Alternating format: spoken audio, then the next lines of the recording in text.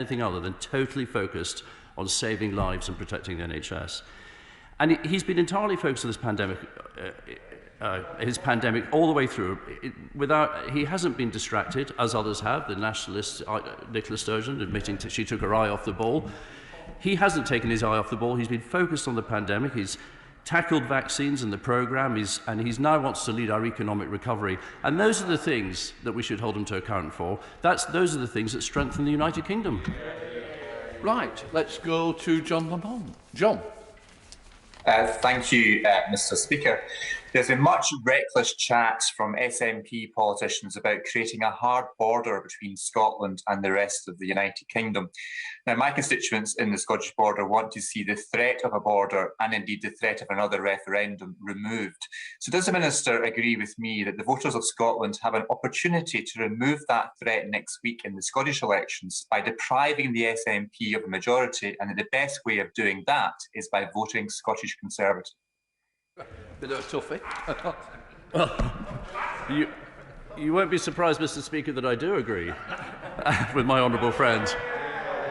And I would note with some astonishment, Mr. Speaker, the comments of the South of Scotland MSP Emma Harper that a border would be a good way of creating jobs, despite the fact that 60% of our trade is with the rest of the UK. And all I would say is if the SNP think that a border is such a good idea for jobs, I'm surprised they don't want to go the whole hog and propose building a wall. Right, let's go to SNP spokesperson, Murray Black. Murray. Thank you, Mr. Speaker. Particularly as we rebuild after COVID, we have an opportunity and a need to make radically different economic choices. Now, after a week of troublesome allegations from the government and the Prime Minister, it should be of no surprise that many in Scotland want to take a different independent path to that of this government. So if that request is reflected in the upcoming Scottish Government elections and a majority of pro-independence MSPs are elected, will he and his government respect that as a mandate for a second independence referendum? Thank you, Mr. Speaker. Well, the first thing I'd say is let's not take the outcome of the election for granted at this stage. And let's recognise that the focus for Scotland has to be on pandemic recovery. We've saved lives through the vaccine procurement. It's now time to save livelihoods and to rebuild as one United Kingdom. Let's go back to Murray Black. Murray. Thank you, Mr. Speaker. I didn't hear an answer to my question there. You see, the leader of the Scottish Conservatives was asked multiple times on recent media what would be the democratic path for Scotland to an independence referendum, and he couldn't answer the question. So can the Minister tell us what the path is? Well, I would say to the Honourable Lady that in 2014 there was a referendum. It was many years since the question had been asked, and that was with the consent of both Scotland's governments and all the main political parties. And I'm glad to say that in Scotland, people shared my opinion in 2014 and consented to continue being members of the United Kingdom. Right. Let us go to Pete Wishart. Pete. And thank you, Mr. Speaker. There's only one surefire way for the Union to be strengthened in the next week, and that's to get the Prime Minister to Scotland and on the campaign trail. The Secretary of State surely knows that there will be throngs of happy Scots rejoicing in his sleaze-free presence, helping the Electoral Commission with their inquiries, sharing their anecdotes about bodies piled high on the street. What could possibly go wrong for the Scottish Tories? So can the Secretary of State and I start working on the itinerary? Surely Scotland deserves to see its Prime Minister before he inevitably has to resign. Secretary of State. Well, the Prime Minister's diary is not as you well know, is not my concern, and he certainly won't be resigning. And I come back to the point I made earlier. In all my discussions with him, his passion for strengthening the United Kingdom burns very bright indeed. David Lynn, number 9. Minister. Mr. Speaker, the UK Government's approach to welfare is to recognise the value and importance of work, making work pay and supporting people into work, whilst giving extra help to the most vulnerable in society. On this basis, we consider that a universal basic income is fundamentally the wrong approach. David Lynn. Thank you. I'm very grateful to the Minister for that reply, and I know that he's very committed to devolution and the respect agenda, and he would want to take very seriously the outcome of the result of the election in Scotland. Now, given that all of the main parties in Scotland have indicated support for trialling the concept of UBI, except the Conservatives, that represents 80% of Scottish voters. Would he accept that if indeed those parties are elected in the next Parliament, there is a mandate and it would just be respecting devolution to go ahead with those trials? Well, I would make 2 points in response to the honourable gentleman. The first is that if he looks around the world where UBI has been trialled, in Finland and Canada, for example, it's not been a success. And indeed in Finland, the finance minister has scrapped it and is instead looking along something along the lines of our universal credit system. The second point I would make to the honourable gentleman is that the Scottish Government already has substantial powers over welfare. Let's go to Christine Jardine. Christine. Thank you very much, Mr. Speaker. While I share the honourable member for Glasgow East's determination that universal basic income is the way ahead and his disappointment that it's not being trialled in Scotland, does the Secretary of State share my disappointment that the SNP government at Holyrood was not able to get its processes in shape in time to be able to adopt the powers over welfare in the 2016 Scotland Act, which may have given them more influence over the situation? Minister. Well, I certainly agree with the honourable lady's point. The Scottish Government still has much to do to unlock the full potential of the powers devolved to it in the Scotland Act 2016. We are committed to working closely with them to allow them to implement those powers. But it does strike me that the separatists are always quick to demand more powers or more money to shift the blame away from their failures in office on delivering for the issues that matter to the people of Scotland. We now have a substantive question. Minister Dewey. Thank you, Mr. Speaker. And with permission, I will answer questions 11 and 12 together. I have regular discussions with ministerial colleagues as well as industry stakeholders on the opportunities that COP26 offers across Scotland. The COP26 Devolved Administration Ministerial Group brings together the COP President, Territorial Secretaries of State and Devolved Administration Ministers to support delivery of an inclusive and welcoming COP26 summit representative of the whole United Kingdom. Let's go to John Howell. John. Thank you, Mr. Speaker. Last year, the SNP government missed their own legal emissions targets, with source emissions in Scotland actually increasing by 1.5% in 2017-18. Does my honourable friend agree that as we approach the crucial COP26 summit in Glasgow later this year, the Scottish people deserve a government that is 100% focused on a green recovery, not another divisive independence referendum? Minister. Thank you, Mr. Speaker, and I'm sure you'll agree it's not for me to answer to the failings of the Scottish Government. However, I can assure my honourable friend that the UK Government is absolutely focused on achieving a green recovery plan as set out by the Prime Minister in his 10-point plan last year. This Government is also focused on safeguarding the Union, and I agree with my honourable friend that a divisive referendum on Scotland's separation from the UK at this time would be an irresponsible distraction from the necessary work required towards that green recovery. Alexander Stafford. Thank you, Mr. Speaker. Can I welcome the ambitious new target this government set last week to cut the UK's carbon emissions by 78% by 2035?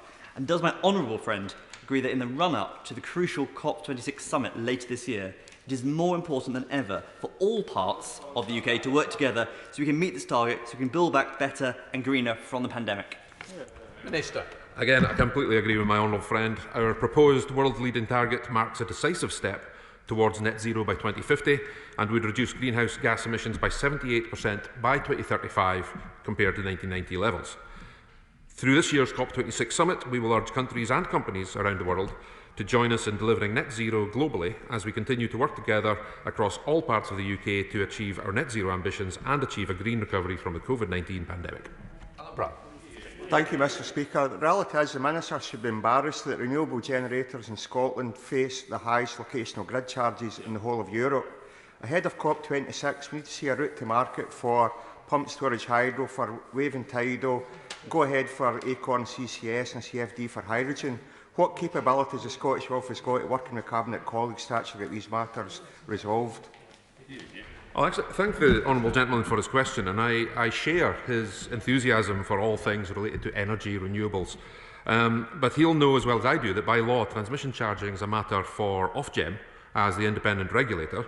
And the Ofgem, I would imagine he'd be aware as well, is currently considering some aspects of transmission charging arrangements through its access and forward-looking charges review. Let's go to Angela Crawley. Angela. Thank you, Mr Speaker. The SNP Scottish Government has committed to doubling its climate change justice fund. If re-elected next week, this is £24 million fund is used to help combat the effects of climate change in the global south while we tackle carbon emissions at home. In the year of COP26, will the UK Government follow Scotland's lead and commit to a comparable climate justice fund to help those affected by climate change? I thank the honourable lady for her question.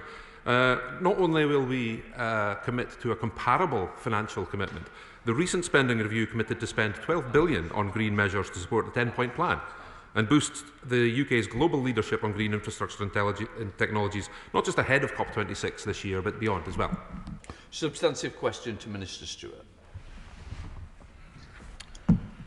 The United Kingdom is and will remain a research superpower with R&D spending at the highest level for 4 decades. The Government has committed to invest nearly £15 billion in research and development in 2021-22, much of which will be used to fund the work being led by our world-class universities.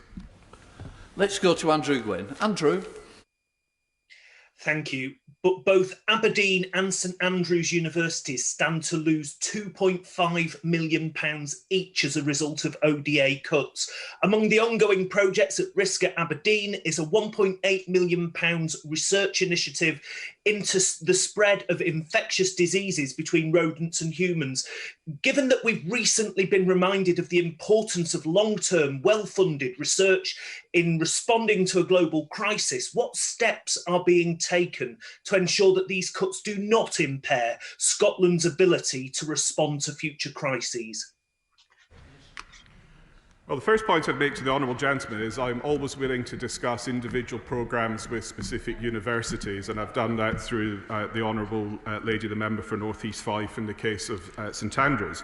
But the second point I'd make is all the universities he has listed have benefited from significant investments, either directly through UKRI or through our city and regional growth deal programmes, looking at R&D into issues like clean energy and sustainable farming.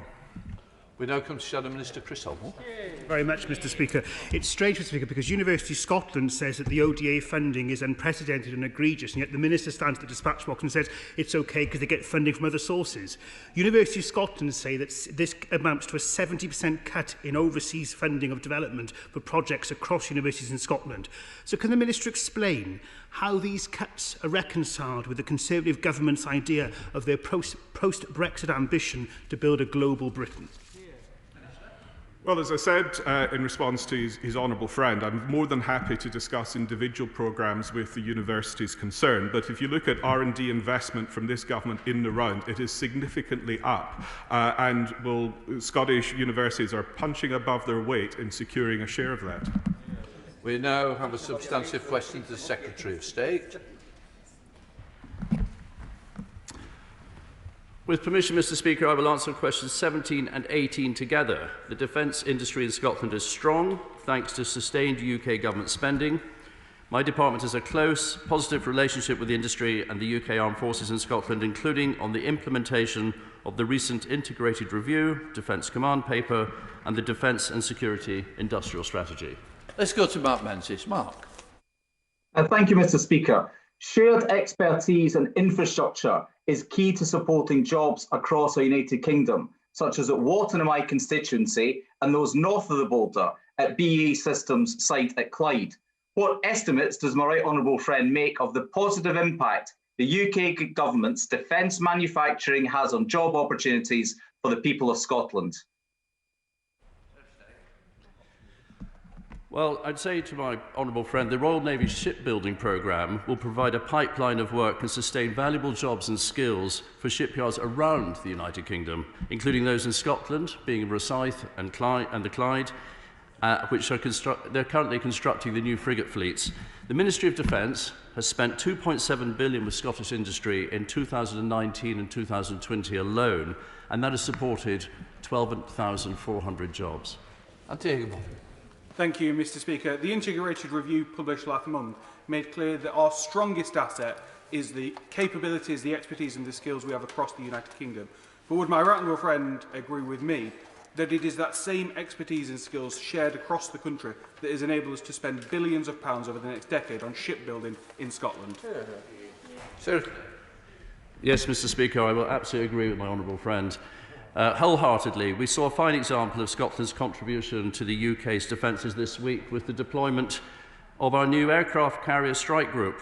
And that was built in yards around the United Kingdom, but it was constructed in Scotland, and Her Majesty's ship Queen Elizabeth will fly the flag for global Britain right around the world. We have a substantive question to Minister Stewart. Thank you, Mr. Speaker. Last month's budget provides continued UK-wide support and security to manage the ongoing impacts of COVID-19. 1 in 3 jobs in Scotland has been supported by the UK Government's employment support package.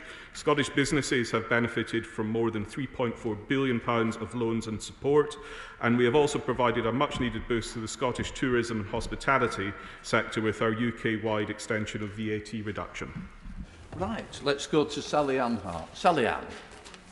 Thank you, Mr. Speaker. Scotland's Auditor General recently said that the Scottish Government had received an extra £9.7 billion from the UK Government during 2020 to 2021 to tackle COVID, yet had only made £7 billion worth of spending announcement in response to the pandemic up to the end of 2020.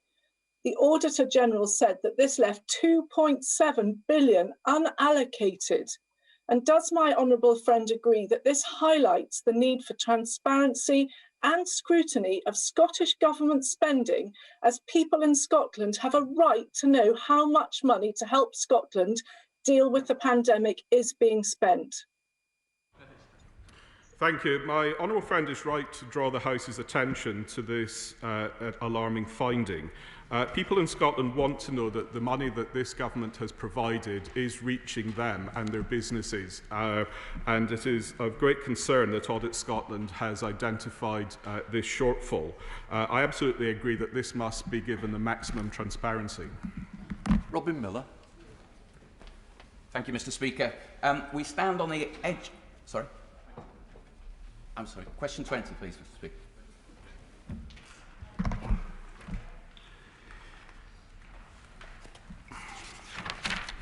I regularly discuss opportunities for Scotland arising from the signing of trade deals with my Cabinet colleagues. This government has already struck deals with 67 countries around the world worth £218 billion a year, including with Canada, Japan and Singapore, and with many more to come. This will create new markets for Scotland's exporters, including our world-leading food and drink sector. Thank you, Mr. Speaker. A new free trade agreement with Australia is now in sight for the UK. Does my right honourable friend agree that this is a tremendous opportunity for exporters of agricultural products and indeed food and drink producers across Scotland and Wales? My right honourable friend is right about that, and he's right to welcome the breakthroughs over the past few days with the Australian government.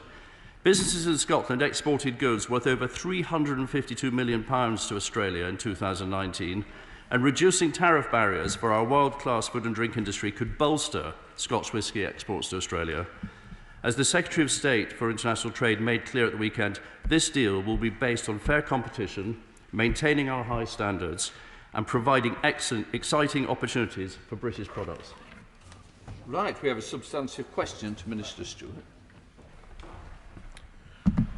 Thank you, Mr. Speaker. The UK Government works with the Scottish Government on a daily basis on a range of constitutional matters, including delivering on our devolution commitments through the Scotland Act Order programme. I would have thought, Mr. Speaker, that a more interesting question would have been to ask what discussions his new party has had with the First Minister on an unnecessary and divisive further referendum and separation. Let's go up to Neil Hanby. Neil. Thank you, Mr. Speaker.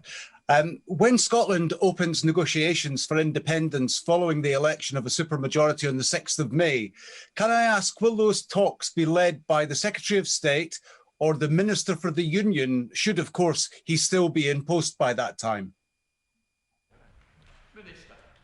Well, I must say to the honourable gentleman, he's being rather presumptuous about the outcome of the elections next week, so let's wait and see what the people of Scotland decide. I would have thought they will be more interested in keeping the protections of the pandemic in place, helping businesses recover and helping children catch up on the education that they've missed over the last year. That's the end of questions to Secretary of State for Scotland. We're now going to come to the questions for the Prime Minister.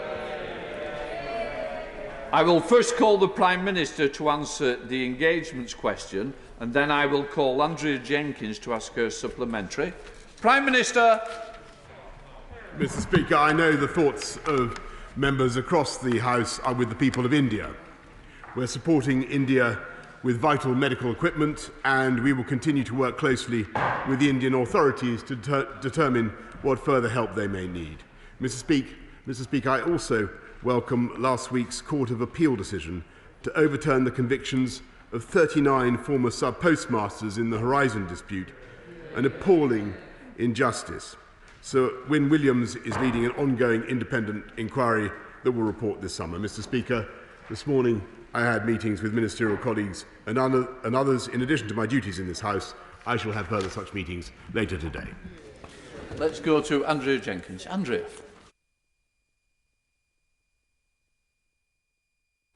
You're on mute, I think, Andrea.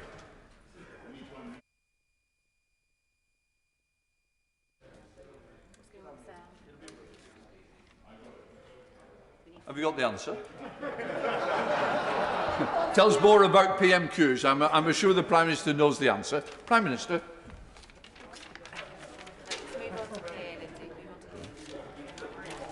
You can't do it. What I'm going to do, I'm going to try and come back. I'm going to go to Leader of the Opposition, Keir Starmer. Thank you, Mr. Speaker. Can I join the Prime Minister in his remarks about the humanitarian disaster we're witnessing in India? I know the UK has already committed some support, but given the scale and gravity of the disaster, I hope the Foreign Secretary will set out today what more the UK will do to help the Indian people in their hour of need. Can I also join the Prime Minister in his remarks about the Post Office case and ongoing injustice? And of course, today is International Workers' Memorial Day, and this day, this year, after all the sacrifices our frontline workers have made during the pandemic, it's even more poignant than usual. I join in solidarity with all those mourning loved ones today. Mr. Speaker, it was reported this week, including in the Daily Mail, the BBC and ITV, backed up by numerous sources, that at the end of October, the Prime Minister said he would rather have, and I quote, bodies pile high than implement another lockdown.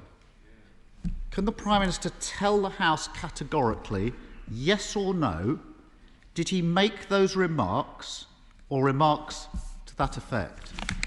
Prime Minister. No, Mr. Speaker, and I think the right honourable gentleman is a lawyer, I'm given to understand. I think that if he's going to repeat allegations like that, he should come to this House and substantiate those allegations and say where he heard them and who exactly is supposed to have said those. Who exactly is supposed to have said those things, Mr. Speaker?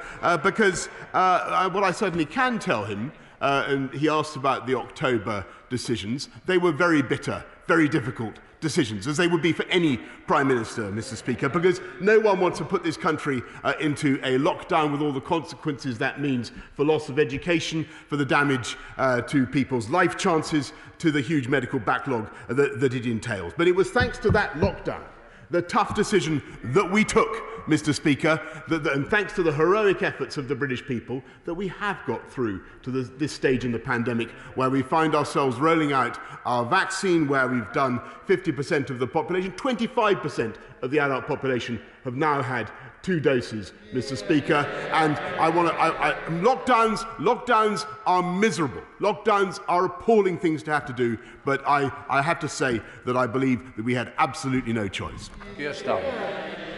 Well, somebody here isn't telling the truth. The House will have heard the Prime Minister's answer, and I remind him the Ministerial Code says, and I quote, "Ministers who knowingly mislead Parliament will be expected to offer their resignation." I'll leave it there for now. Turning to another issue, there'll be further on this, believe you me, who initially, and Prime Minister, initially is the key word here, who initially paid for the redecoration of his Downing Street flat? Prime Minister. Mr. Speaker, when it comes to misleading Parliament, he may recollect that it was only a few weeks ago that he said that he didn't oppose this government, this country staying in the leaving the European Medicines Agency. The fact that he was then forced to retract and leaving the European Medicines Agency was absolutely invaluable for our vaccine rollout. And actually, it was just last week that he said that James Dyson. He said that James Dyson was a personal friend of mine. A fact that James Dyson was corrected in the newspaper this morning. As for the latest stuff that he's bringing up, he should know that I paid for Downing Street refurbishment personally, Mr. Speaker, and I contrast it. Any further declaration that I have to make, I will, if any, I will be advised upon by Lord Guide. But if he talks about housing costs, Mr. Speaker, then the people of this country can make their own decision in just 8 days' time, because on average Labour councils charge you £93 more in Band D, the Conservative councils, and Liberal Democrat councils charge you £120 more. That, I think, is the issue. That, I think, is the issue upon which the British people would like him to focus. Keir Starmer. Mr. Speaker, normally when people don't want to incriminate themselves, they go no comment. Let me ask this. Let's explore this a bit further, Prime Minister. Let's ask it a different way. Either, this is the initial invoice, Prime Minister, initial invoice, either the taxpayer paid the initial invoice, or it was the Conservative Party, or it was a private donor, or it was the Prime Minister. So I'm making it easy for the Prime Minister. It's now multiple choice. There are only 4 options. It should be easier than finding the chatty rat, Mr. Speaker. So I ask the Prime Minister again, who paid the initial invoice, Prime Minister, for the redecoration of the Prime Minister's flat, the initial invoice? Prime Minister. Mr. Speaker, I've given him the answer, and the answer is I have covered the costs, and I think most people will find it absolutely bizarre. And of course, there's an electoral commission investigating this, and I can tell him that I've conformed in full with the code of conduct, with ministerial code, and officials have been kept. Have been advising me throughout this whole thing, but I think people will think it absolutely bizarre that he is focusing on this issue. When what people want to know is what plans the Labour government might have to improve the life of people in this country. And let me tell you, if he talks about housing again, we're helping people on the house. I'd rather not spend taxpayers' money, by the way, like the last Labour government, who spent £500,000 of taxpayers' money on the Downing Street flat. I'd rather, yes they did, tarting it up. I would much rather help people get on the property ladder, and it's this Conservative government that has built 244,000 homes in the last year, which is a record over 30 years. This is a government that gets on with delivering on the people's priorities, while he continually raises, I think, issues that most people would find irrelevant to their concerns. Keir Starmer. Mr. Speaker, he talks of priorities. What's he spending his time doing? This is a Prime Minister who, during the pandemic, was nipping out of meetings to choose wallpaper at £840 a roll. Just last week, he spent his time phoning journalists to moan about his old friend Dominic Cummings. And he's telling the civil service to find out who paid for the redecoration of his flat. The Cabinet Secretary has been asked to investigate who paid for the refurbishments in the flat. Why doesn't the Prime Minister just tell him? That would be the end of the investigation. Mr. Speaker, it's been widely reported that Lord Brownlow, who just happens to have been given a peerage by the Conservative Party, was asked to donate £58,000 to help repay for the cost of this refurbishment. Can the Prime Minister, if he's so keen to answer, confirm, did Lord Brownlow make that payment for that purpose? Minister. Mr. Speaker, I think I've answered this question several times now, and the answer is that I have covered the costs. I have met the requirements that I've been obliged to meet in full. And when it comes to the taxpayer and the costs of Number 10 Downing Street, it was the previous Labour government. I think Tony Blair racked up a bill of £350,000. And I think what the people of this country want to see is minimising taxpayer expense. They want to see a government that's focused on their needs and delivering more homes for the people of this country and cutting council tax, which is what we're doing. And it's on that basis that I think people are going to judge our parties on May the 6th. Keir Starmer. Answer the question. That's what the public scream at their televisions every PMQs. Answer the question. The Prime Minister hasn't answered the question. He knows he hasn't answered the question. He never answers the question. The Prime Minister will be aware that he's required to declare any benefits that relate to his political activities, including loans or credit arrangements, within 28 days. 28 days, Prime Minister, yes. He will also know that any donation must be recorded in the register of ministers' interests, and that under the law, any donation of over £500 to a political party must be registered and declared. So the rules are very clear. The Electoral Commission now think that there are reasonable grounds to suspect that an offence or offences may have occurred. That's incredibly serious. Can the Prime Minister tell the House, does he believe that any rules or laws have been broken in relation to the refurbishment of the Prime Minister's flat? Prime Minister. No, I don't, Mr. Speaker. What I believe has been strained to breaking point is the credulity of the public.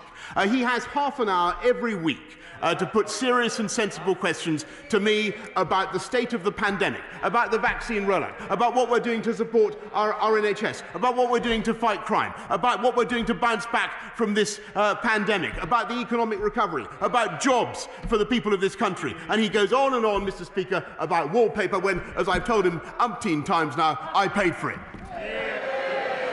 Keir Starmer. Mr. Speaker, can I remind the Prime Minister of the Nolan Principles, which are meant to govern the behaviour of those in public office? They're these: selflessness, integrity, objectivity, accountability, openness, honesty, and leadership. Instead, what do we get from this Prime Minister and this Conservative government? Dodgy contracts, jobs for their mates, and cash for access. And who's at the heart of it? The Prime Minister, Major Sleaze, sitting there. Mr. Speaker, meanwhile, he talks about priorities. Crime is going up. NHS waiting lists are at record levels, and millions of people are worried about their jobs, including Liberty Steel. Mr. Speaker, don't the British people deserve a Prime Minister they can trust and a government that isn't mired in sleaze, cronyism and scandal? Mr. Speaker, last week he came to this chamber and he attacked me for talking to James Dyson about ventilators, where we're now sending ventilators to help the people of India. And the following day, Mr. Speaker, the Labour front bench said that any Prime Minister in my position would have done exactly the same thing. It wasn't only a few months ago that they were actually attacking Kate Bingham, saying she was a crony when she helped to set up the vaccine task force that delivered millions of vaccines for the people of this country, Mr. Speaker, and helping us to get out of the pandemic. This is a government that is getting on with delivering on the people's priorities. We're rolling out many more nurses, 10,000 more nurses in the NHS now than there were this time last year, 8,771 more police officers on our streets now than there were when I was elected, including tougher sentences, Mr. Speaker, for serious sexual and violent criminals, which he opposed, Mr. Speaker. We're getting on. And by the way, I forgot to mention it. Last night, our friends in the European Union voted to approve our Brexit deal, which he opposed, which enables us not just to take back control of our borders, Mr. Speaker, but to deliver free, which it does, which he fervently opposed, enabling us, amongst other things, to deal with such threats as the European Super League, Mr. Speaker, but it enables us to deliver free ports in places like Teesside, and above all, taking back control of our country has allowed us to deliver the fastest vaccine rollout in Europe, as he well knows, Mr. Speaker, which would not have been possible if we'd stayed in the European Medicines Agency, which he voted for. Mr. Speaker, week after week, the people of this country can see the difference between a Labour Party that twists and turns with the wind, that thinks of nothing except playing political games, whereas this party gets on with delivering on the people's priorities, and I hope that people will vote Conservative on May the 6th. Let's see if we can calm it down a little. Joy Morrissey. Thank you, Mr. Speaker. The UK is indeed a world leader in COVID-19 vaccination. May I thank the Prime Minister for the swift action he has taken to deliver this for our country. And will the Prime Minister join me in thanking the many local volunteers, such as Kirsty Griffith, who has been volunteering at the Marlow Vaccine Centre, and Guy Hullis and Paul Bass, who have been volunteering alongside the Denham Community Health. And thank you for the vaccine rollout in South Bucks. Prime Minister.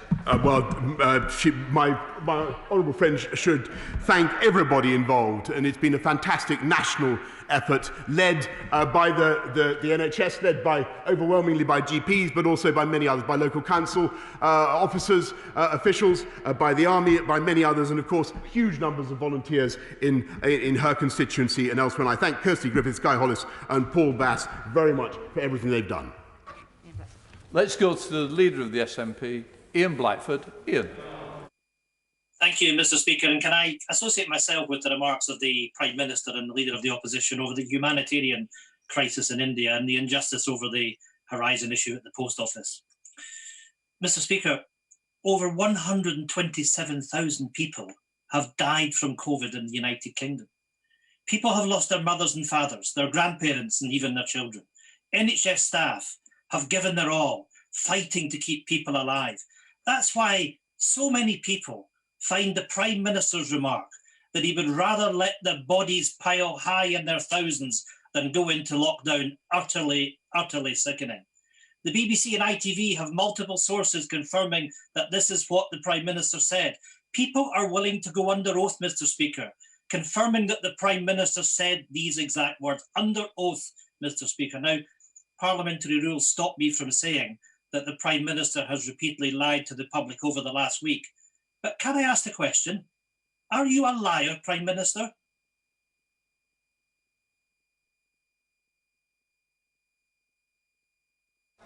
Prime Minister.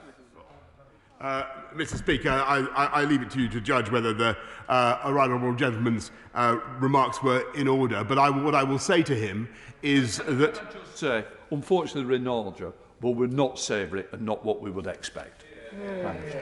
I'm grateful to you, Mr. Speaker.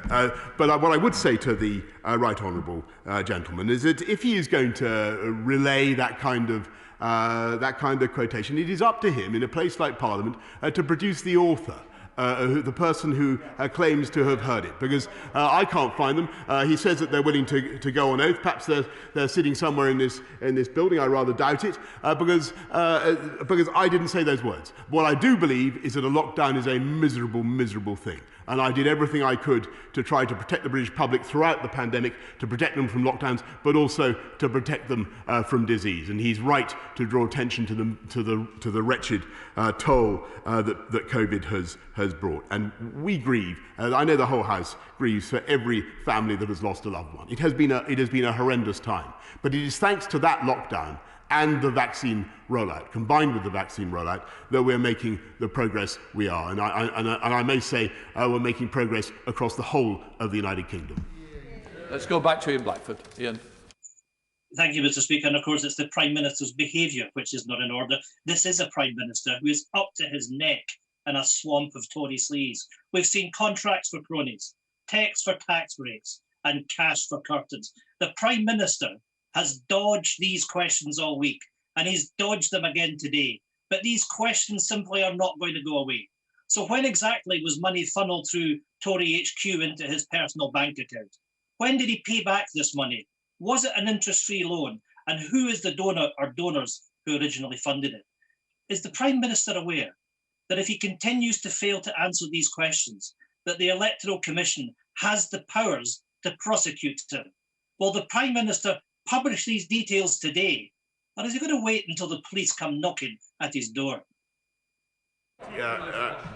Mr. Speaker, as I've said, I look forward to what the Electoral Commission has to say, but I can tell him that for the rest of it, he's talking complete nonsense. And the only thing I will say is that it is thanks to our investment in policing that we're going to have another 20,000 more officers on the streets of our country, and that is a fantastic thing. And we will be making sure that gets through to Scotland as well. What we want to see is a Scottish nationalist government stop obsessing about breaking up our country, which is all they can think about and talk about tackling crime and using that investment to fight crime, which is, I think, what the people of Scotland want to see. Gary Shamrock. If the Prime Minister was to walk down Bristol Road South in Longbridge today, he would see a small army of JCB diggers levelling out the old MG Rover Westworks site to provide one of the biggest levelling up projects locally, with 5,000 extra jobs at an industrial site. But what people want to see too is a regeneration of Northfield High Street with a proper plan and money on the table. And so does the Prime Minister agree with me that we need people like Andy Street's driven and energetic mayors delivering for the West Midlands, working with me and local Conservative councillors to deliver on this plan? Because after all, Mr. Speaker, teamwork makes the dream work. Mr. Speaker, I'm lost in admiration for what Andy Street is doing. He's a fantastic mayor of the West Midlands, and he's got a fantastic vision for transport, for jobs, for growth and recovery, and I hope everybody votes for Andy Street on May the 6th. Right, let us go to Liz Saville-Roberts. Liz. Diolch yn fawr, Lefarydd. I think it's worth repeating the Ministerial Code's 7 guiding principles: selflessness, integrity, objectivity, accountability, openness, honesty and leadership. The Prime Minister has spent the week ticking them off on his don't-do list. At the same time, he tries to play down allegations of saying, let the bodies pile high. Given that the sole judge on questions relating to the conduct of ministers and the conduct of the Prime Minister is the Prime Minister himself, what happens when a Prime Minister goes rogue? Mr. Speaker, the people of this country have a chance to make their own minds up on May the 6th. And when they look at what's happening in Wales, Mr. Speaker, they have a chance to make a choice between what I'm afraid a continually failing Welsh Labour government or Welsh Conservative administration in Cardiff that I believe has a fantastic vision. 65,000 high-skilled, high-paid jobs, doing up finally addressing the problems of the A55, getting 5,000 more teachers, 3,000 more nurses into the Welsh NHS, solving the problems of the M4, which I've spoken about so movingly many times in this chamber before, Mr. Speaker. I hope that people will avoid voting for Plaid Cymru and that they will vote for Welsh Conservatives on May the 6th in Wales. Duncan Baker. Mr. Speaker, as probably the only former sub-postmaster in Parliament, last Friday's ruling was the beginning, not the end. Yes, it will cost a lot of money, and yes, it would take time, and there is more compensation that is needed. But does the Prime Minister agree with me that only a proper judge-led public inquiry can really bring justice to those victims of this horrendous accounting scandal, and also hold to account those involved behind the scenes? I'm grateful to my honourable friend for his expertise in this matter, and thank him for what he has just said, because he's totally right. I think that what happened to those post office workers, the postmasters, the sub-postmasters, was appalling. It was one of the biggest miscarriages of justice in our history, Mr. Speaker, and we are looking indeed at the issues involved, and the former High Court Judge Sir Wyn Williams will be making recommendations about what further actions, what further apologies we need to make. Let's go to Howell Williams. Howell. Thank you, Mr. Speaker. The PM just raised the matter of the Welsh general election. Well, in March last year, this United Kingdom Conservative government intercepted a deal between Wales and the Roche Pharmaceutical Company for 5,000 daily COVID tests, instructing the company to reserve all additional COVID tests to England. Those tests would have been crucial to saving thousands of lives in Wales. So, as we go to the polls next week, will the Prime Minister tell us why Welsh lives meant so little to him? Mr. Speaker, I'm afraid the honourable gentleman is completely wrong in what he says about tests, but I can tell him that he's right about one thing, which is that Wales has made an amazing contribution to our UK fight back against COVID. And it was incredible to go to the Wockhardt factory in Wrexham, to go to that site. And it's Wockhardt working together with Oxford Biomedica that has enabled us to roll out the Oxford AstraZeneca vaccine, Mr. Speaker, that has made such a difference. And I want to say a massive thank you again to those Welsh scientists, all those people working in that factory, because they have helped to save countless lives across the UK. Laura Farris. Thank you, Mr. Speaker. The integrated review confirms the vital role the atomic weapons establishment in Berkshire will play in our future nuclear capability. I want to pay tribute to them, and particularly to the senior female employees who have won a slew of national awards for their work in defence, science, engineering and nuclear security. Given the government's significant investment in all these sectors, would my right honourable friend say how he plans to improve women's participation in these fields where they've been historically underrepresented, and could I invite him to the AWE to illustrate our success? Yes. I would be honoured to take up her invitation as soon as I can. In terms of the female representation in that sector, she should, of course, knows that Alison Atkinson became the Chief Executive Officer and Managing Director of AWE in May 2020, and there are huge numbers of opportunities for women to join our armed services, thanks, Mr. Speaker, above all, to the biggest uplift in defence spending since the end of the Cold War. Let's go to Sarah Upholme. Very much, Mr. Speaker. I welcome the Prime Minister's commitment last week to include aviation and shipping into our target emissions. But surely the Prime Minister knows that we will miss this target if we proceed with a third runway at Heathrow. And furthermore, that would undermine the progress that this government hopes to make towards net zero.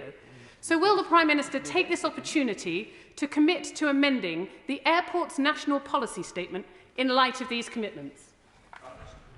Mr. Speaker, the third runway at Heathrow is, as she knows, a private sector venture. It's up to them to produce the capital to do it. I don't see any immediate sign of that particular project coming off. I think what we should be looking at instead, and what we are looking at, is the prospect of jet zero aviation, Mr. Speaker, of flying without carbon emissions, or with far lower carbon emissions. And it is in that area that the Department of the BEIS and the DFT are working together with the manufacturers so that this country leads in guilt-free flying.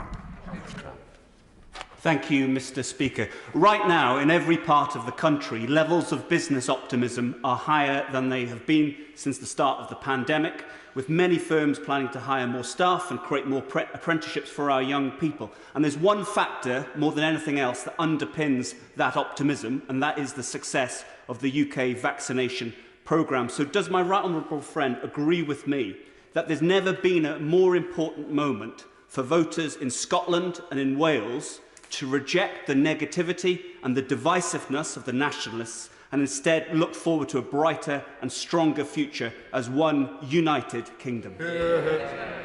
Absolutely. I don't know why the shadow leaders, PPS, is shaking her head, because surely she would agree with that.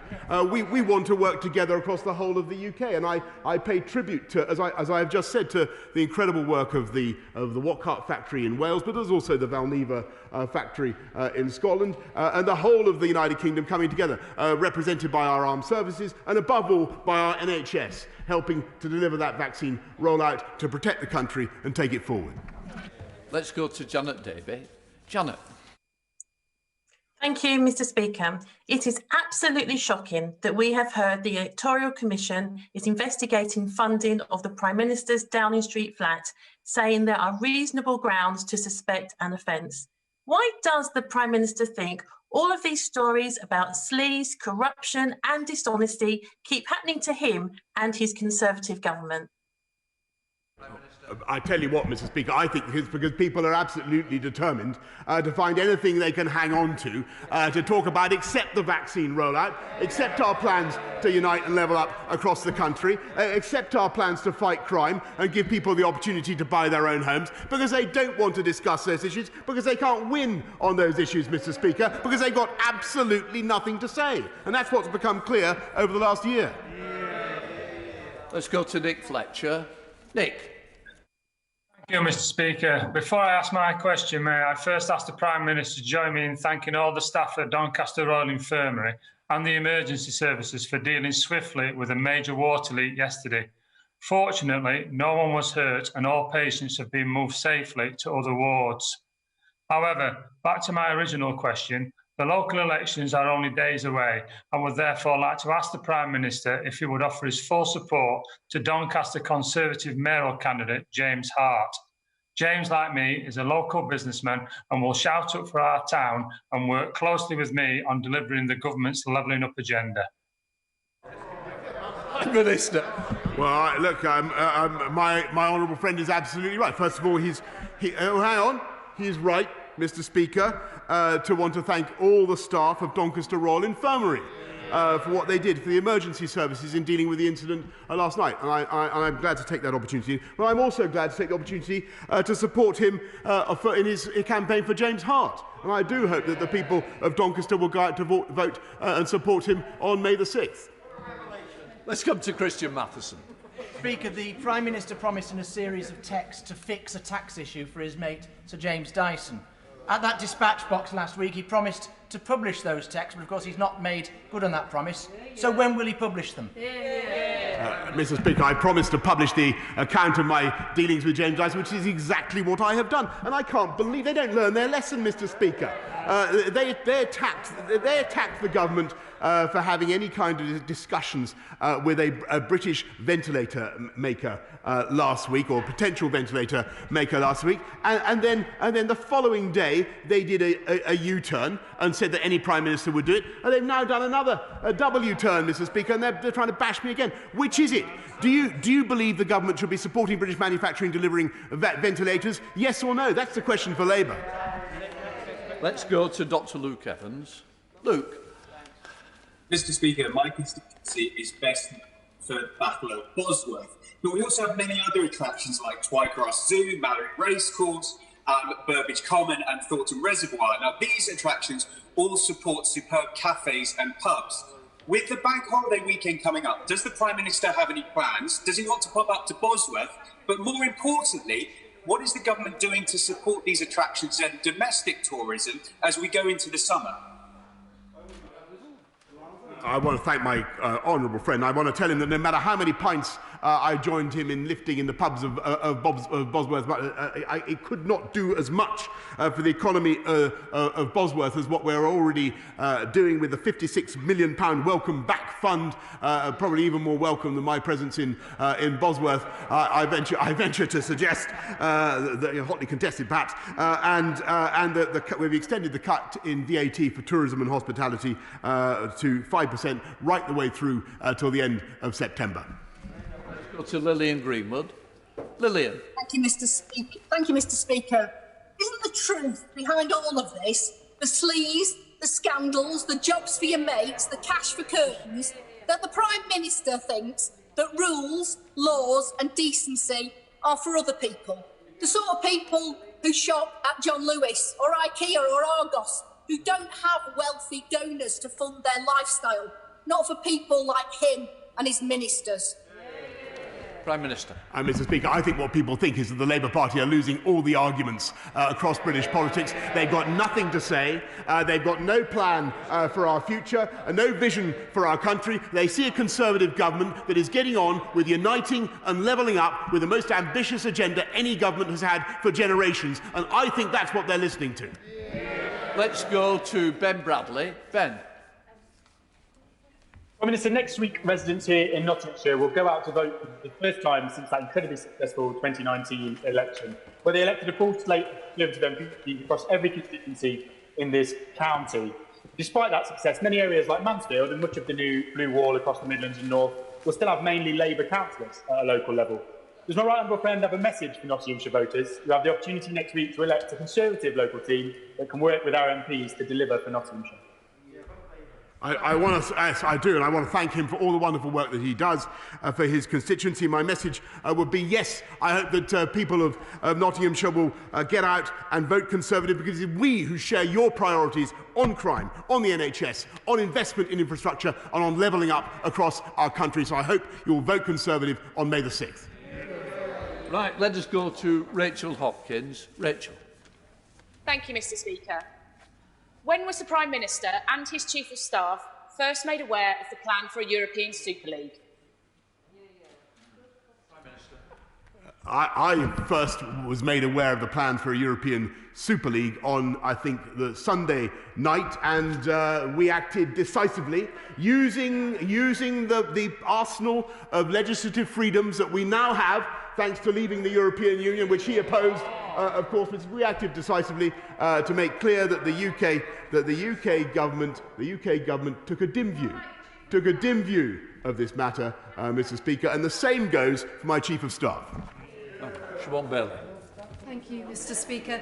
My constituency of Stroud recently won the Best Place to Live, and there is much to visit there, including a historic lamp standard that was erected to celebrate Queen Victoria's Diamond Jubilee. And next year, our own Queen will mark her succession to the throne of 70 years. And I would ask the Prime Minister, will he join me in supporting the gift being proposed by Parliament to mark Her Majesty's Platinum Jubilee? I want to thank my honourable friend for a wonderful proposal, and I would certainly encourage all colleagues to support and to contribute to her project. We're now going to go back to Andrea Jenkins. Andrea. Thank you, Mr. Speaker. Next week we will elect our first mayor of West Yorkshire. Now, does the Prime Minister agree with me that for far too long Labour have taken our northern heartlands for granted? On Thursday, the 6th of May, we'll have the opportunity to elect patriotic, hard-working northerners like Matt Robinson, Ben Houchin and Jill Mortimer in Hartlepool. They will be strong voices and champions for infrastructure and housing and jobs. We must seize this chance to build back better after the pandemic, and that only the Conservatives will deliver on this. Well, Mr. Speaker, they don't like that sort of thing, do they? They don't like focusing. They don't like focusing on the issues that actually matter to the British people and the people of West Yorkshire. I thank my honourable friend. She's absolutely right. I hope they will go. The people on May the 6th will get out and vote for a party that believes in supporting our NHS, that believes in fighting crime, not being soft on crime, and that will bring jobs and regeneration across the entire country. And I hope that they will vote Conservative on May the 6th. Order. I'm now suspending the House for 3 minutes to enable the necessary arrangements for the next business.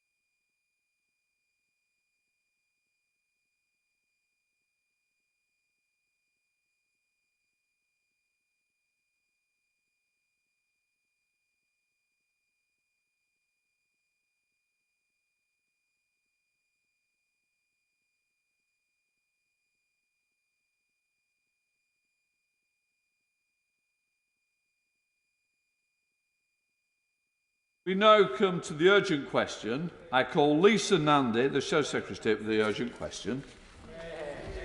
To ask the Secretary of State for Foreign, Commonwealth and Development Affairs if he will make a statement on the support the government is providing to the Indian government. Madam. Thank you, Mr. Speaker. The heartbreaking scenes in India in recent days have shocked us all. The pandemic has brought horrific human suffering, and we send our solidarity and condolences to the Indian people at this difficult time. As the Prime Minister has said, we stand side by side with India as a friend and partner in the fight against COVID-19. The Foreign Secretary spoke with his counterpart, the Minister for External Affairs, Jai Shankar, on the 26th of April. He emphasised the UK's commitment to provide urgent medical equipment to support our Indian friends at this difficult time. Ministers and officials are in close contact with counterparts in the Indian government to follow up on that commitment.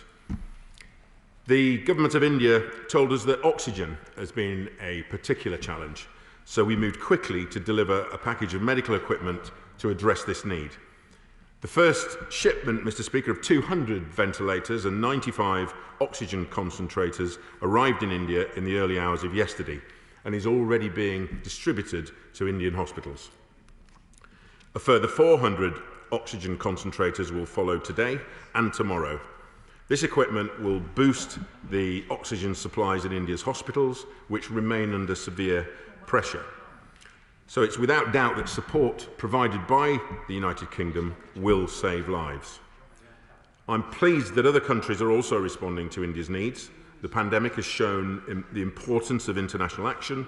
No one is safe until everyone is safe, so we'll keep working closely with the Indian government to help them meet the huge challenge they face, and we'll continue to show our solidarity with the Indian people. This response is just a part of the UK's wider international efforts to tackle the pandemic. The United Kingdom has committed up to £1.3 billion of official development assistance funding to address the health, economic and humanitarian impacts of COVID-19. We've been at the forefront of efforts to get vaccines to developing countries.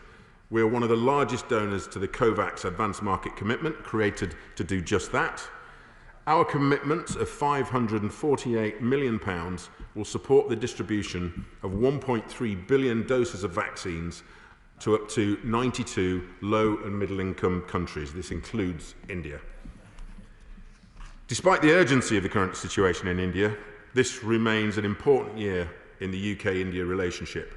India is a key partner for the UK, and the Prime Minister had planned to visit India this week. Regretfully, he had to postpone due to the COVID-19 outbreak, and he now has plans to speak to Prime Minister Modi via video link in the coming period to take forward key deliverables across trade, defence, climate change, health and migration. We also look forward to the Prime Minister meeting Prime Minister Modi at the UK-hosted G7 summit in June, and to welcoming India's guest participation in the G7 Foreign and Development Ministerial meeting next week. Subject to the COVID-19 situation in India, there may also be an opportunity for the Prime Minister to visit in person later in the year. Mr. Speaker, we stand with the Indian people in this time of need, taking our lead from what the Indian government advises is most useful. We face this pandemic together, and the UK will continue to support global efforts to overcome the grave challenges that we all face today. Thank you, Mr. Speaker. The domestic tragedy engulfing India is now of such a scale that it constitutes a global emergency. India is now afflicted with at least 40% of all new cases in the world. More than 2 million have been confirmed in the last week alone, and the peak of this crisis may yet be weeks away. This surely ought to be a priority for the Foreign Secretary, who I would have expected to have made a statement to this House as the scale of the crisis became clear over the last 10 days. For more than 1 million Britons Britons with loved ones in India, this is a moment of fear and anxiety. The ties between our countries are woven into the fabric of this nation, something that through my own heritage I am personally and acutely aware of. Many Britons of Indian origin will have gone to work today in our NHS, in our care homes, helping to carry us through this crisis while desperately worried about loved ones in India. We can and must do more.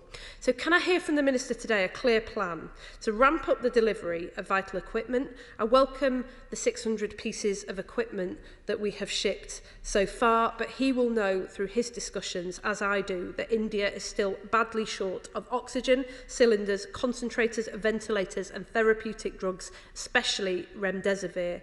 He must coordinate with our global partners. I spoke to the EU ambassador this morning to discuss how we can avoid duplication and get help quickly to where it is most needed. Has the UK been part of discussions at the UN and with the World Health Organization? He needs a plan for increasing the production and manufacturing capacity for vaccines and to overcome barriers to expanding supply. And I was surprised, Mr. Speaker, not to hear a commitment to make good on the Health Secretary's promise to throw open our unique expertise to the world. We are world leaders in genomic sequencing and epidemiology. Tracking mutations and variants would be a major contribution, not just to India, but to the world. Mr. Speaker, it's now almost a year to the day when the UK, steeped in our own crisis, woefully unprepared for the pandemic, was forced to ask the world for help. It was India who stepped forward and approved the export of 3 million packets of paracetamol in an act of solidarity and of friendship. There are millions of people in India around the world and here in the UK for whom this is really a test of the bond between our two nations. I heard what he said. I thank him for his warm words, but words are not enough. Now is the time to step forward with a real plan of action to tackle this domestic tragedy and this global emergency. Well, I thank the Honourable Lady for her questions. I can, if I could just say to the Honourable Lady, the Foreign Secretary may very well have answered this question today, but he is in Geneva speaking to the UN, so he's out of the country. What I would say, and she makes some good points, particularly over the cooperation we've seen from the Indian people, the Indian government specifically around drugs last year. We're very thankful for the support we had in that regard. But what I would say, she references words, not deeds. I think what you've seen over the weekend is deeds, not words. We were the first country to deliver support to the Indian people. In fact, Mr. Speaker, well, it is absolutely the case. We've been described by the BBC, no less. The UK has been commended for the speed of its initial package. They described it as the first international shipment aimed at stemming a devastating COVID-19 surge. I'm not entirely sure how much quicker we could have been. We've been working on this late last week, over the weekend. I'd like to thank our staff across our networks and in the Department of Health for all the work that they've done in putting together this package. So instead of talking, we were shipping and we were delivering these vital pieces of equipment there. And there is more to come, Mr. Speaker, in terms of equipment and support. And we are continuing to speak with the Indian government on what they actually require, and we will respond to what their requirements are in very short order. Let's go to the Chair of the Select Committee, Tom Tugundar. Tom. Thank you, Mr. Speaker. I had the great privilege yesterday of speaking to my Indian opposite number, and he expressed great gratitude for the UK's contribution to support the Indian people. And I must say I was very pleased that he said so. However, India is not the only country with which we have a living bridge and a common feeling.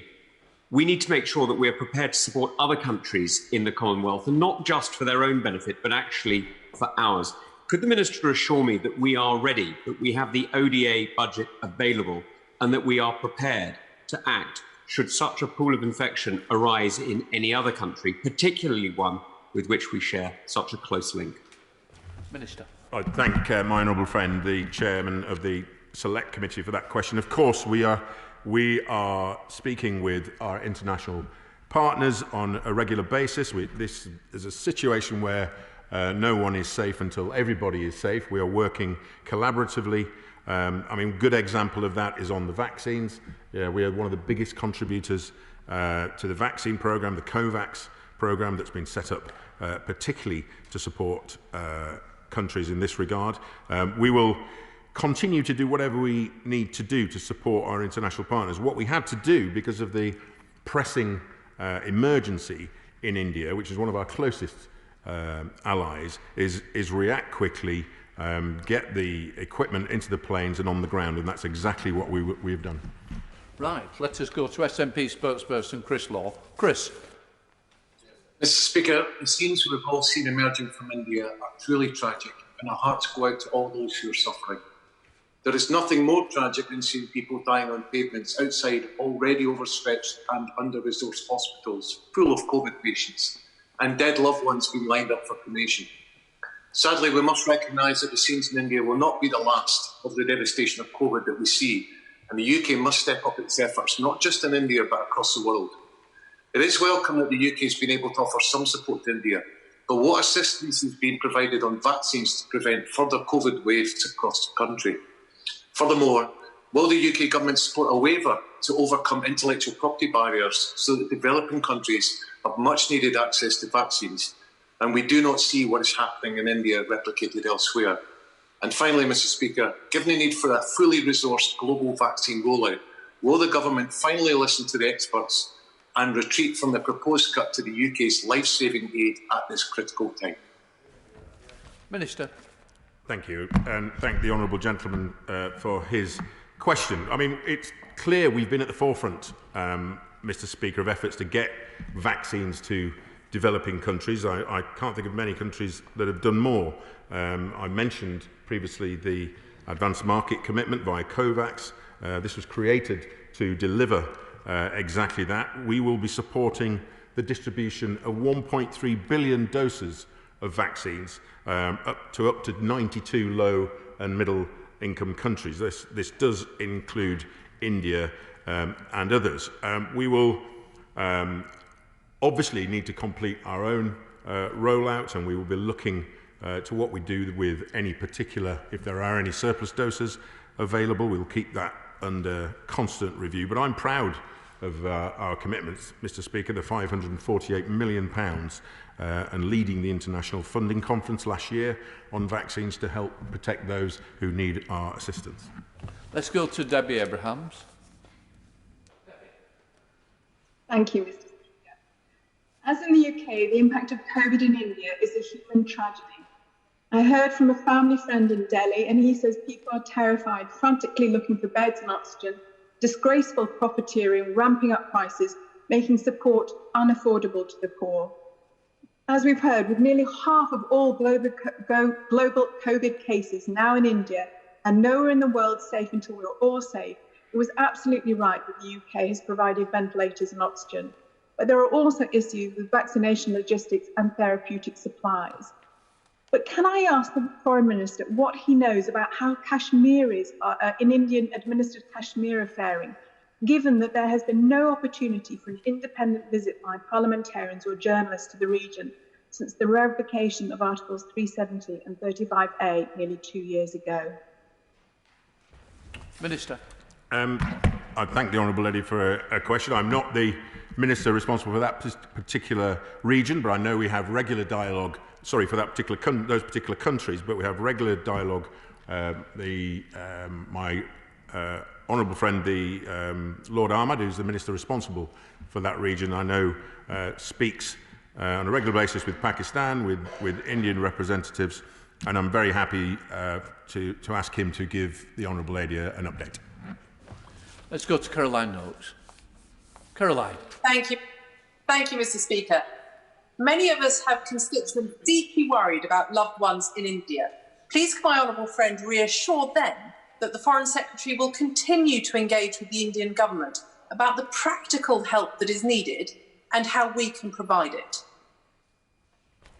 Minister. My honourable friend is absolutely right. My right honourable friend, the Foreign Secretary, has spoken directly in the last few days with Foreign Minister Jai Shankar on exactly this. We're responding on to the Indian government's request. We are listening to what they're telling us they want. We're responding. We were the first country to respond and get wheels on the ground and deliver equipment. This is a huge emergency that's affecting India. We have responded. We'll continue to speak with the Indian government and see what further assistance we can deliver them. Scott Benton. Thank you, Mr. Speaker. Given the exceptional budgetary challenges facing the Treasury, the overwhelming majority of my constituents support the decision to temporarily reduce the foreign aid budget. Of course, we will still be spending more money than nearly every other nation on earth on international aid, allowing us to support nations in their hour of need. 9 airline containers full of life-saving equipment have already been shipped out to India, but can my right honourable friend confirm that he will continue to engage with the Indian government to provide any further assistance as required? Minister. I thank my honourable friend, the member for Blackpool South. He's right to point this out, Mr. Speaker, the support that we've already delivered to our Indian friends.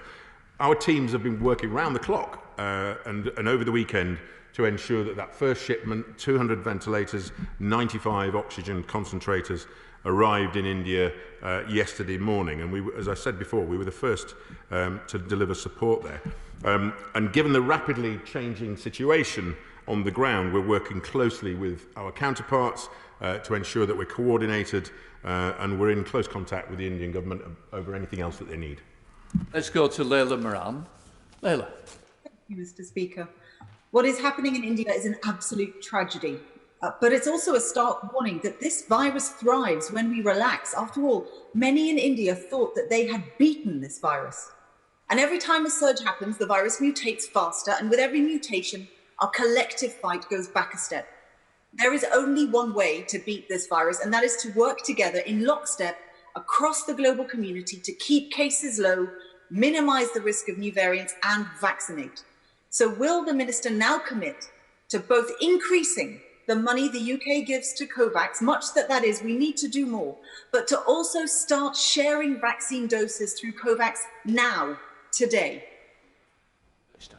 I thank the honourable lady for a question. What we are doing, and she's right to ask about vaccine doses, but right now we're moving through the UK prioritisation list. That's what I think the country would expect us to do for our domestic rollout, and we don't currently have surplus doses, but we keep it under constant review. Of course, I recognise that no one is safe until we're all safe with this pandemic, but that's why I'm proud that the United Kingdom, despite the challenging financial pressures that this pandemic has brought us, we've donated over £500 million to COVAX. We've led the international vaccine funding conference last year, encouraging in every conversation that I as a foreign minister and my colleagues have, we're encouraging our counterparts around the globe to do the same and to contribute to COVAX.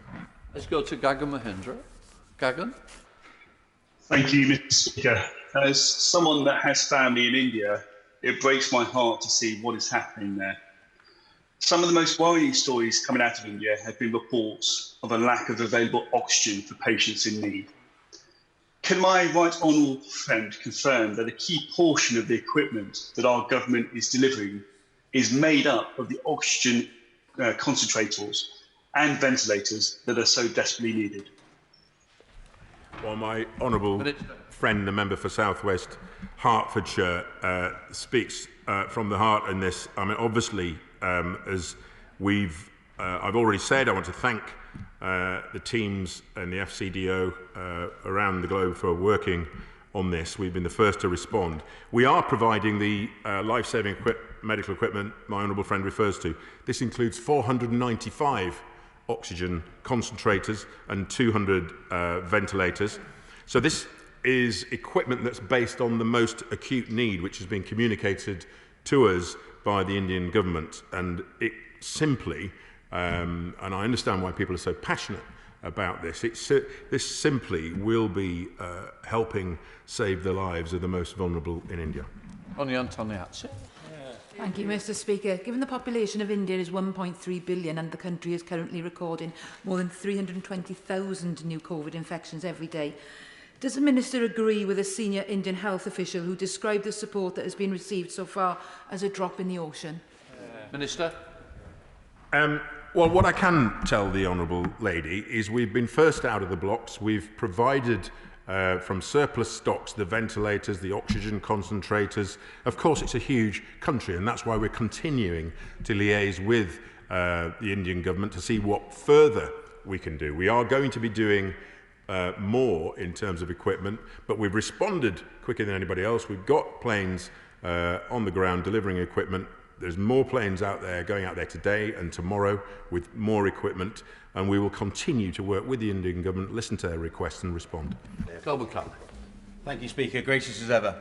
Our special relationship with India is a bond of kinship and affinity rooted in the living bridge that is the Indian diaspora. As we now seek a transformative post-Brexit UK-India relationship, it is only right the government has taken the initial steps to assist India at this unprecedented time. It's been heartening to see a billion shoulders to the wheel, be it the Oxygen Express, run by the railways, or the Indian Air Force flying back the empty oxygen tanks for Indian industry to refill, which has risen to the desperate need. France and Germany have managed to rapidly assist India significantly with the supply of cryogenic oxygen tanks, which can store and transport a much bigger quantity of liquid oxygen.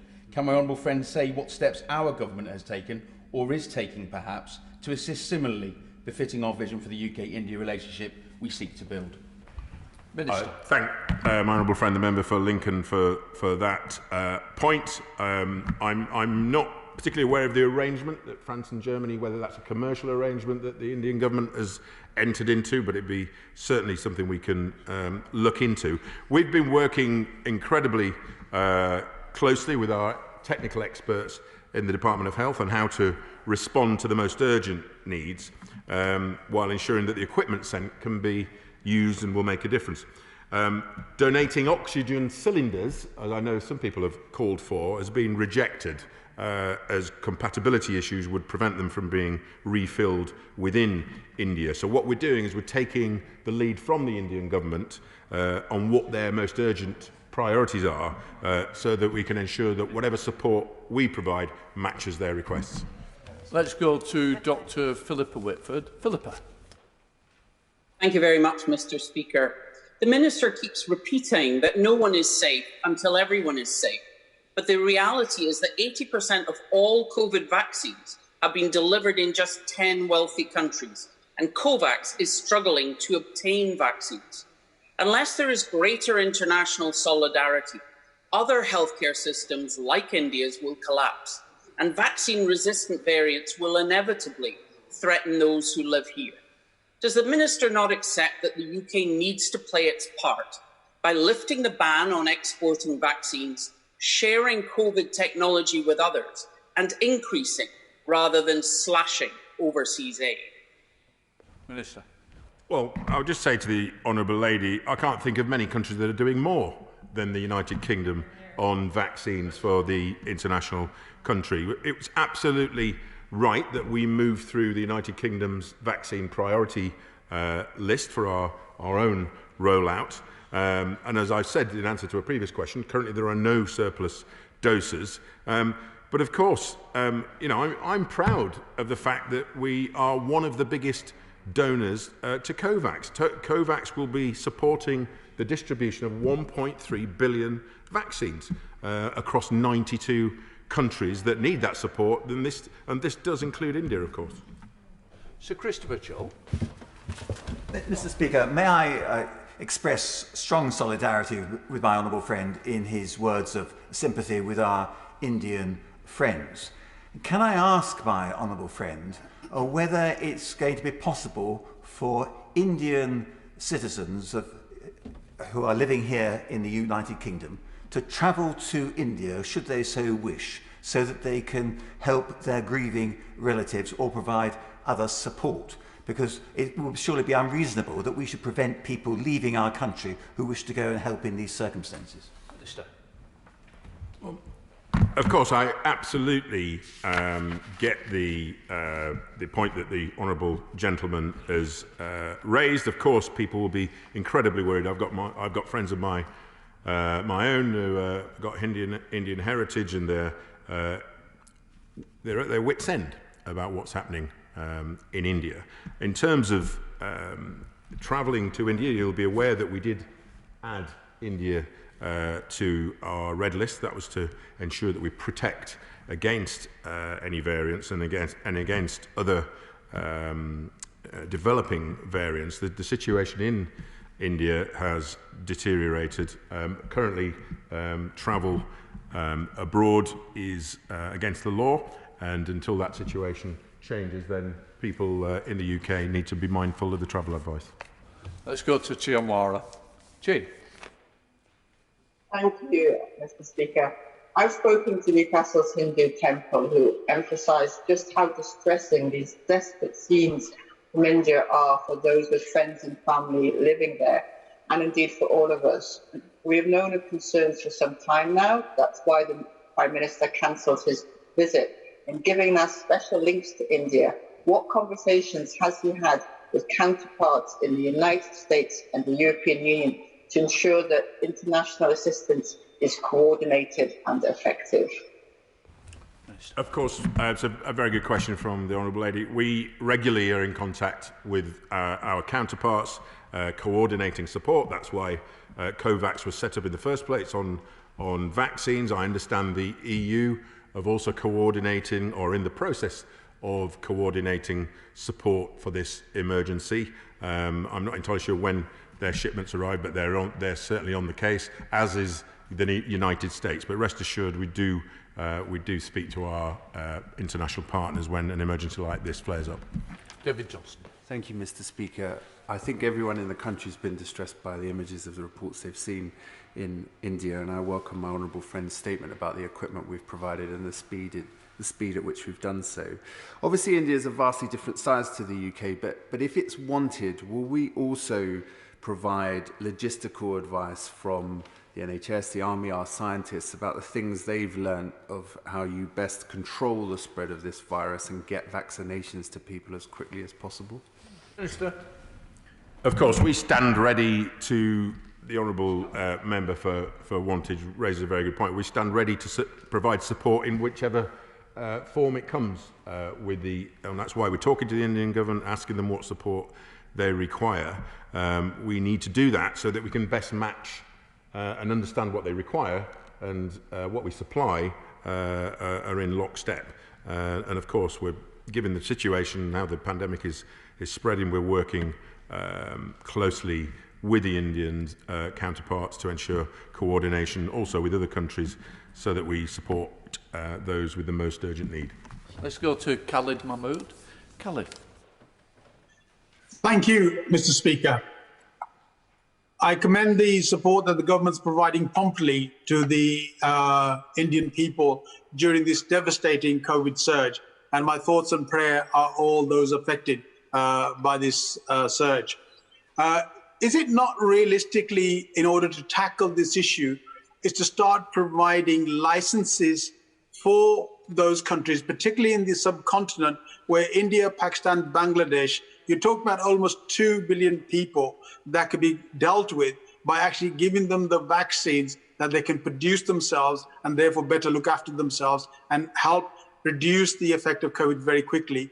And further, will you look at the supporting the people of Kashmir who've been under lockdown because of India for the last 18 months, that they receive their fair proportion of the aid and the vaccines that we're supporting them with? Minister.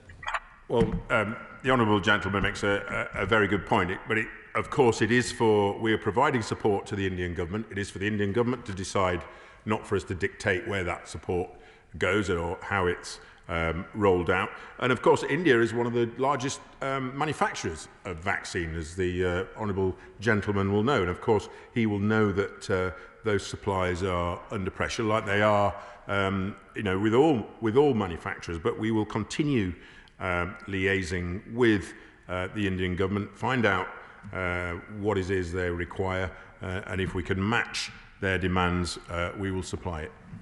Let's go to Bob Blackburn. Bob. Thank you very much, Mr. Speaker. And I congratulate my honourable friend and the Foreign and Commonwealth Development Office for their offer of help and provision that has been made to the Indian government. He will know that at a time of humanitarian crisis, the people of this country are incredibly generous. The Indian diaspora, in particular, are conducting fundraising events via temples and other religious places across the country this weekend, including the world-famous Neasden Temple that is doing a static sponsored bike ride for 7,600 kilometres, the distance between London and New Delhi. What advice is being given to those religious organisations who are raising money to make sure the money gets to the right place at the right time to assist in alleviating the suffering going on in India? Well, there are many champions of constituents of Indian heritage in this House, no more so than my honourable friend, the member for Harrow East. There are some, I've been made aware of some incredible fundraising efforts across the country where there are large Indian diaspora people raising money through various means, and it's really heartwarming to see. It's absolutely the case that needs to be delivered in the most efficient way. I will find through what mechanism I'll find out through what mechanism that advice is being filtered down to those communities. He raises a brilliant point, as ever, and I'll make sure that by the end of today he's able to have some information to take to his communities to ensure they're doing the right thing. I'm sure everybody is doing the right thing, it's just to make sure it's delivered in the correct way. Stephen Bowen. Mr Speaker, only last week I stood here and questioned this Tory government's obscene betrayal of those in need by cutting the foreign aid budget. This week we have perhaps seen the direct consequences of such decisions, and I'm sure, along with every member, they agree with me that the scenes from India are nothing short of devastating, and we cannot stand idly by while oxygen becomes a premium and not an easily obtainable necessity. So given the severity of the situation, will the Minister now go on record to say that the UK Government will undertake any and every possible measure of support to India and her people, including the potential distribution of vaccines when we're in a position to do so? Minister. Well, I agree with the honourable gentleman's sentiments, apart from his first sentence, which I noted was a mild dig. However, we will continue to support India. We were the first country to do so when this crisis flared up. We weren't talking about it, we're actually getting on with it and doing it, delivering ventilators and oxygen concentrators. There are more in the air now that are going to land today and tomorrow. So we are continuing to do that work. And as I said, in terms of vaccines, it'd be great if you could point to me who's doing more in terms of putting more money into COVAX. That's going to help 1.3 billion people. The priority, obviously, is the domestic rollout here for the vaccines that we've got. And once we have a clear idea of surplus, then we will be in a position to support other countries. Let's go to Jane Stevenson. Jane. Thank you, Mr Speaker. So many of my fellow Wolfrunians have friends, family and other loved ones in India, and I want to thank the government for the swift response to this heartbreaking situation. Could my honourable friend tell me what discussions he's having with our international partners so that we can encourage them to send similar assistance and also ensure that the global effort is as effective as possible? Minister. Indeed, my honourable friend, the member for Wolverhampton North East, makes a very good point. And like all honourable and right honourable members today, they're speaking up passionately for those constituents in their particular areas. The cooperation on an international level is absolutely at the heart of responding to this pandemic. It's a pandemic that doesn't recognise borders, obviously, so we've been speaking directly with the Indian government to understand what they need. As I said, we're in regular contact with a range of international partners, Mr Speaker, making sure that we support, coordinate and do everything we can to respond to the needs of India at this difficult time. Let's go to Zara Sultana. Zara. Thank you, Mr Speaker. The images from India are horrifying. From people gasping for air and dying in the streets, with hospitals overrun, to seas of blazing makeshift fires. This is a human catastrophe for India, and with a virus that does not respect borders, none of us are safe until we are all safe. Vaccine supply is artificially limited by patents, leading to the global vaccine apartheid. At the World Trade Organization, India and South Africa have proposed a temporary waiver to vaccine people, allowing production to be banned. Public money funded these vaccines. So will the government put public health before the profits of big pharma and support a waiver to COVID vaccine patent? Minister.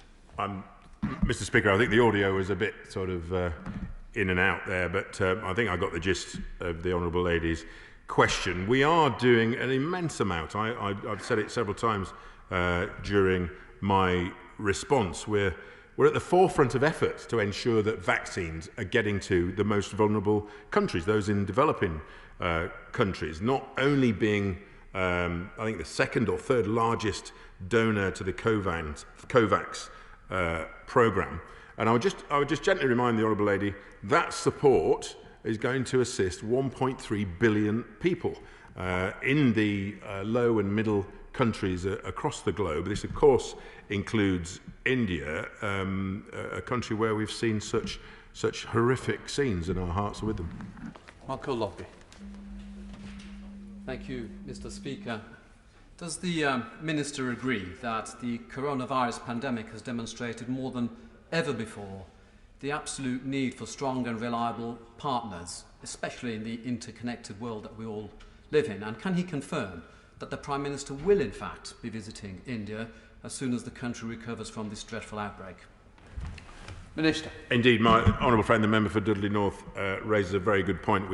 I mean, the irony is the Prime Minister would have been in India had it not been for this latest outbreak in India. I know he's going to be speaking to Prime Minister Modi shortly via video link. We want to make sure we continue that cooperation on trade, defence, climate change, on health as well, which is key, absolutely key. So what we want to do is finalise a 2030 roadmap for India-UK future relations, and this will provide a strategic basis for our relationship in the coming years. So we look forward to the Prime Minister meeting Prime Minister Modi as soon as practically possible, and there may be an opportunity, depending on how the pandemic goes in India, for the Prime Minister to visit in person later this year. Let's go to Navendra Mishra. Navendra. Mr. Speaker, I'd like to thank the Honourable Member for Wigan for securing this urgent question. I have family in India, and like others, I've found the news from the country quite distressing. Mr. Speaker, does the government believe that people in low and middle income countries should have fair and timely access to life-saving COVID vaccines and drugs? If so, is the government willing to reverse its position on opposing the proposal from India and South Africa of a patent waiver in relation to COVID vaccines, medicines and medical equipment at the World Trade Organization? Well, I can tell the honourable gentleman we agree that countries, low and middle income countries, should have equitable access to vaccines. That's why we're putting the over £500 million worth of UK taxpayers' money into the COVAX arrangement. And also, 1.3 billion people in those countries are going to be assisted by these vaccines that are going to be provided. Sir Edward Lee. Over the years, quite a few people, I must admit, even including myself, have questioned aspects of international aid and its efficiency. But I wonder if the Minister will acknowledge that public opinion is changing in the middle of a global pandemic, that international aid isn't just a moral duty, we're part of one humanity, and if health systems around the world collapse, then sooner or later it comes back to bite us.